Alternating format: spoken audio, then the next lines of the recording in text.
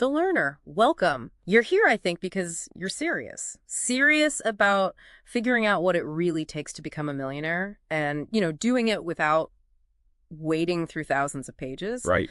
So we've lined up some heavy hitters for this deep dive. Secrets of the Millionaire Mind, Rich Dad, Poor Dad, the classic Think and Grow Rich, and also The Psychology of Money. A great lineup. Think of this as like your concentrated dose. We're pulling out the absolute core ideas from these books, the stuff that can really light the path towards that seven-figure goal, hopefully without the overwhelm. Exactly. You brought us the learner, aiming to see how these principles really work, how they could, help build that $1 million fortune. And what's interesting right off the bat is how they all kind of point to similar core truths, even from different angles. Okay, so let's kick things off with the foundation, something both Eker in Millionaire Mind and Napoleon Hill really hammer home the power of what's going on inside your head, your mindset. Yeah, Eker calls it the money blueprint. Right, the blueprint. It's like this subconscious program about money, right? Like a thermostat that kind of limits how much wealth you feel comfortable having. And the learner, this blueprint, it's like an invisible ceiling. Eker says the first big step isn't just knowing it exists. It's figuring out what beliefs, what phrases actually built it for you. Yeah. Like, what's one thing you heard about money maybe over and over when you were a kid? Chances are that's woven into your blueprint right now, affecting your shot at becoming a millionaire. It really does make you pause and think about those early messages, doesn't it? Was it all about scarcity? Or was there a sense of possibility around money? Now, Eker draws this line between just wishing for wealth and actively deciding on it. He talks about making declarations, powerful statements. Declarations, yeah. Yes. It's not just affirmations like, I am wealthy. It's more like a command, isn't it? You're stating your intention forcefully. Exactly. You're telling the universe and yourself, this is happening. And that ties straight into Hill's big point in Think and Grow Rich about needing a clear, intense, what he calls a burning desire for wealth. Burning desire. Classic. It's not just, oh, it'd be nice to be rich. No, it's got to be this unwavering focus, almost an obsession. The stronger that desire to hit that $1 million mark, the more likely you are to, actually do the things required. Right. And Eker also points out how people often shoot themselves in the foot with what he calls the victim mentality. Oh, yeah. The blaming, justifying, complaining. Totally. Oh, yeah. Always finding someone or something else to blame for why they're not getting ahead. He even has this kind of jarring physical cue he suggests using to snap out of it. Which we won't demonstrate here. No. But the point is, you've got to take total ownership, 100% responsibility for your financial situation if you're serious about becoming a millionaire. It's about agency, really. Believing you're in the driver's seat. Hill talks about this too. The need to believe, really believe that you deserve wealth and that you can achieve it. Yeah, because becoming a millionaire, it's not passive. It takes focus, courage, knowledge, effort, all that stuff. You've got to step up. Absolutely. And step up big. That leads to Eker's idea of playing big versus playing small. Oh, I liked his story about that. His fitness stores, right? He aimed for 100 stores from the start. While his competitor was thinking much smaller. Exactly. And guess who got bigger results? It shows how the scale of your ambition, your intention right from the start, really shapes your potential on that road to $1 million. It's interesting, though, because while they both mention luck might play a part, Yeah. neither Eker nor Hill says you should count on it. Hill actually says opportunity often shows up looking like bad luck or defeat. Right. You need that burning desire to see past the disguise. And Eker says millionaires, or those with a millionaire mindset, they're focused on opportunities, not obstacles. They see potential where others see problems. It's also about who you hang out with, isn't it? Eker's pretty blunt about it. He is. Rich people associate with positive, successful people. Poor people often associate with negative or unsuccessful ones. It makes sense. You absorb the mindset, the energy. So the learner, maybe ask yourself, who's in your inner circle? Are they lifting you towards that $1 million goal? Or are they maybe unintentionally pulling you back with limiting beliefs? That's a tough question sometimes. Okay, but obstacles will happen. That's guaranteed. For sure. But Eker's point is, it's not about the size of the problem. It's about the size of you. Millionaires grow themselves so they become bigger than any problem. Personal growth is key to financial growth. Which loops back perfectly to continuous learning. Both Eker and Hill are huge on this. Yeah, Eker warns about those three most dangerous words. I know that. Exactly. Thinking you already know everything shuts down growth. Remember his story about the Olympic skier? Started as a total beginner, a disaster, I think he said, Yeah. but became a master through coaching and learning. Becoming a millionaire needs that same humility, that willingness to constantly learn.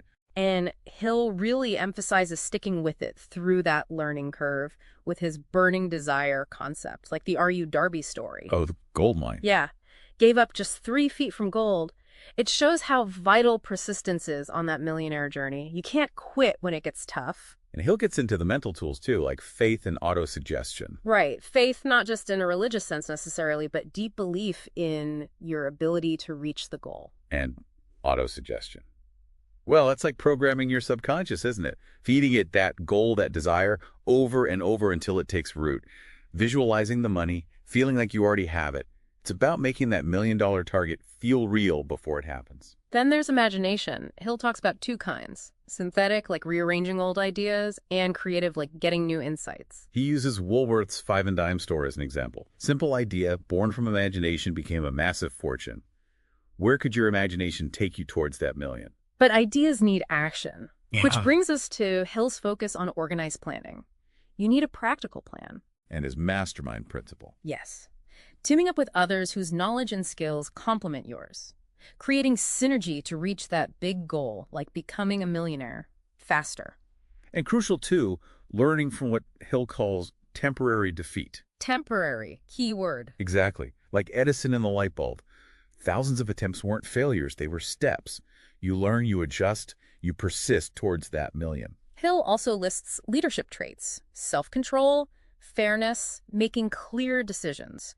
These become more important as you build wealth. And he makes that interesting point about moving from being a go-getter to a go-giver. Yeah, that value comes from providing service, effectively marketing yourself or your business. Your income potential is linked to the value you give. And finally, for mindset, Hill wraps up with having that definite purpose, keeping your mind locked onto your plan, like Henry Ford. And he calls out the excuses, the alibis people use. Right. Time for that honest self-check, the learner. Are any of those alibis holding you back from your $1 million goal? So clearly getting the mindset right, that's step 1. Massive. Absolutely fundamental. Okay, so let's shift gears a bit. Let's talk practical strategies, the nuts and bolts. Rich Dad, Poor Dad, and parts of Millionaire Mind are great for this. Kiyosaki's core lesson. It's almost counterintuitive at first. Work to learn, don't just work for money. Yeah, learn skills like sales, marketing, management, things that will help you build wealth long term. And he makes that powerful distinction. Being broke is temporary. Being poor is a state of mind, almost eternal. And his whole thing is getting your money to work for you, breaking out of the rat race. The rat race, trading your time for a paycheck, getting stuck in that cycle. Fear keeps people there, he says. Fear of not having enough money. The key to becoming a millionaire is escaping that trap. How do you escape? Financial literacy. That's Kiyosaki's big drumbeat. You have to understand the language of money. Accounting, investing, markets. How it all works. And his central concept, assets versus liabilities. Simple, but game-changing. An asset puts money in your pocket. A liability takes money out. Think about your house, the learner. Rich Dad saw it potentially as a liability if it's just costing you money each month. Poor Dad saw it as his biggest asset. Different perspectives based on that core definition. Understanding this is crucial for building towards $1 million. And his advice? Mind your own business. Meaning, focus on building your asset column. Buy things that generate income. Keep your day job, sure, but use your off hours and spare cash to acquire assets. That's your real business. Which leads right into paying yourself first. Both Kiyosaki and Ecker emphasize this. Kiyosaki means allocate money to your assets before you pay your bills, if possible. Ecker gets really specific with his JAR system, recommending a dedicated financial freedom account. Yeah, a percentage of every single dollar you get goes into that account, and it's only for investments that will generate passive income or grow. That's your millionaire building fund. And he adds the play account too, right? Money you have to spend on fun. Yes, so you don't feel deprived and give up. It's about balance. Manage the money well. Ecker also breaks down income types clearly. Earned income from your job. Trading time for money. Right. Then passive income, where money works for you, like rental properties or royalties. Your millionaire goal, really. Exactly. And portfolio income from investments like stocks and bonds. The strategy. Build those passive streams. That's how you reach financial freedom, and potentially become a millionaire. Kiyosaki contrasts the focus, too. Poor and middle class often focus on the paycheck, living for today. The rich focus on acquiring assets for the future. They buy assets first. The poor and middle class tend to buy liabilities, things that look nice but cost money first. Kiyosaki is a big fan of real estate as an asset class. Beaker brings in this idea of both hand thinking. You don't have to choose. Money or our happiness, money or our meaning. Right. He sees money as a lubricant, something that can actually enhance other areas of your life, provide freedom and options on your path to $1 million. It's not inherently good or bad, it's a tool. And focusing on net worth, not just income, that's key. Absolutely. Yeah. Eker says track your net worth assets minus liabilities. He gives 4 ways to increase it. Increase your income, increase your savings, increase your investment returns. And decrease your living expenses. Simplify. Right. Create a net worth statement, track it regularly. That's your scoreboard on the way to becoming a millionaire. And you need a certain toughness. Kiyosaki calls it being a warrior. Yeah, being willing to push through fear, overcome obstacles, not get stopped. Eker talks about expanding your comfort zone. If your comfort zone is small, you can only handle small amounts of wealth. You need to grow comfortable with success. Okay, so we've got mindset, we've got strategies. Yeah. But there's another layer. Morgan Housel's The Psychology of Money adds this crucial behavioral piece. It really does. Housel starts off by arguing that financial success often has less to do with how smart you are and more to do with how you behave. He uses that amazing story of Ronald Reed. The janitor and gas station attendant, right? Yeah. Amassed an $8 million fortune just by living frugally and investing consistently in blue-chip stocks over decades. Became a philanthropist. It wasn't genius, it was behavior, patience, consistency. That can build millions. And Housel really drives home how much our personal experiences shape our view of money. Yeah. Way more than textbooks sometimes. How so? Well, someone who grew up during a depression might view risk completely differently than someone who grew up during a long bull market, even if they have the same IQ. Ah, okay. So our personal history creates our financial reality, in a way. Explains why smart people disagree so much about money. Exactly. And why there's no single right path to becoming a millionaire that works for everyone's psychology. He also brings in luck and risk. Big time. Yeah, the Bill Gates story. Having access to that school computer in the 1960s. A 1 in a million head start, Housel calls it. Contrast that with his friend Ken Evans, equally talented, who didn't get the same lucky break and had a different outcome. It's humbling. Success is never purely deserved, and failure is never purely earned. There's always that element of chance on the road to $1 million or anywhere else. Which leads to his really important point about knowing when you have enough. Enough. Seems counterintuitive when talking about becoming a millionaire. But think about it. If the goalposts keep shifting, if you always need more, you might take stupid risks. You might sacrifice things that actually matter more than money. Knowing your enough point is a crucial financial skill. Okay, that makes sense. Avoid destructive greed. Then there's compounding. We know it's powerful, but Housel really illustrates it. With Warren Buffett. Starting young, staying consistent. For decades. The real magic isn't just high returns, it's good returns, sustained for an incredibly long period.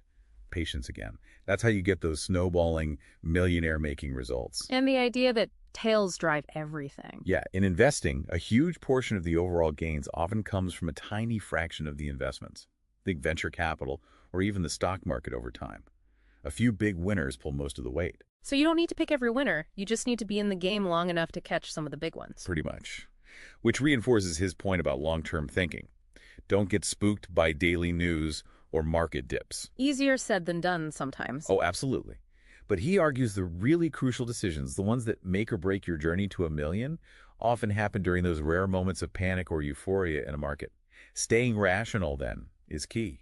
Housel also talks about true wealth being what you don't see. Right. It's not the fancy car or the big house, necessarily. True wealth is the savings you haven't spent, the investments working behind the scenes. It's financial flexibility, options, security. Less about showing off, more about having reserves. And he points out the paradox. People buy flashy things hoping for respect, but humility and kindness often earn more genuine admiration. Food for thought. What about planning for the unexpected? That's his concept of room for error or margin of safety. Life is unpredictable. Things go wrong. So build buffers into your plans. Save more than you think you'll need. Don't leverage yourself to the hilt.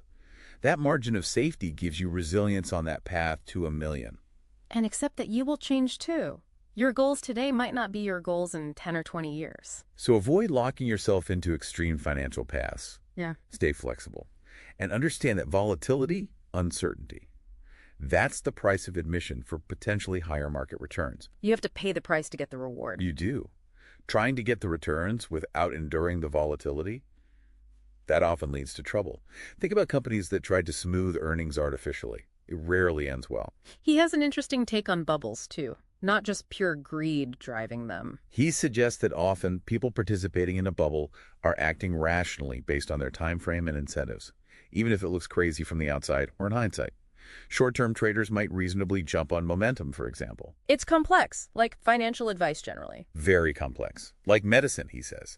What works for one person might not work for another. It's personal. So at the end of the day, Housel really brings it back to basics, doesn't he? He does. Save consistently. Yeah. Even if you don't have a specific goal right now, saving provides a hedge against life's inevitable surprises. Yeah. It's a fundamental wealth-building, millionaire-making habit. And understand the cost of success, the doubt, the uncertainty, the volatility, and be willing to pay that price. Yeah. So the learner, putting it all together, Hill, Kiyosaki, Housel. Becoming a millionaire isn't about some secret trick. No, it seems like a blend. A blend of cultivating that powerful, resilient mindset. Take a responsibility, thinking big, learning constantly. And then applying sound financial habits consistently. Paying yourself first, building assets, understanding passive income. Right. And layered on top of that, understanding the psychology, your own biases, the role of luck, the power of patience, and long-term thinking. These books together, they really do offer a pretty comprehensive roadmap, covering all those angles for someone aiming for that $1 million mark. It really drives home that getting wealthy, truly wealthy, is as much about your personal growth, who you become, as it is about the specific stocks you pick or the budget you follow. Yeah, the internal work is just as important, maybe more important than the external strategies. Which leads us to a final thought for you, the learner. As you think about everything we've unpacked, the millionaire mindset shifts, the financial habits, the psychological insights, the long game. What's the one concept that really hits home for you right now? Yeah, what resonates most strongly in your own situation on your personal journey towards becoming a millionaire? And maybe more importantly, what's one small concrete thing you could do, like today or tomorrow, to start putting that principle into practice? Just one small action to begin embodying that idea and moving even slightly closer to those financial goals. We really encourage you to keep chewing on these ideas and see how you can weave them into your own life.